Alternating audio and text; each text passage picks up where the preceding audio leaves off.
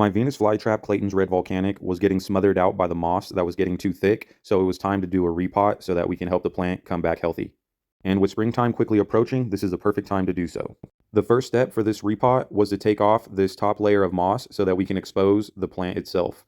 When we're doing this, we want to be careful, and as you can see here, I did rip off one of the new shoots of the plant, and we will collect this later to do a repot with it as well. I put that to the side for later and then continued to take off the whole layer of moss to expose the rest of the plant. After taking off all the moss, you can see that the plant had to grow very tall just to reach out of the soil line of the moss. This was inevitably choking the plant out. Next step was to flip the plant over and give a tight squeeze to the sides of the pot so that I can wiggle the rest of the soil loose that the plant was sitting in. After jostling the plant free, the next step was to very carefully and gently remove the clumps of soil that were around the plant so that we can get down to the root system and see how many individual rhizomes and roots that we had on this clump. As a majority of the soil was gone now, you want to be extra careful not to break off any roots and be a little bit more gentle with the plant.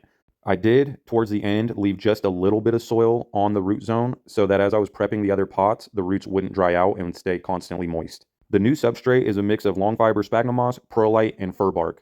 I personally like to use white styrofoam cups to help insulate from the heat of the sun. We're going to go ahead and put a little bit of the sphagnum moss in the bottom of the cup, and we're going to pack this down all the way to make sure that it's tightly in the bottom so that the water touching it can get wicked up. You don't want any air bubbles in there or air pockets that aren't going to be making full contact with the water. Once that's done, we're going to do the top layer and smash it down in there really, really tight to make sure that everything is making good contact. I went ahead and made 2 pots since I could see that there were so many rhizomes in this one clump.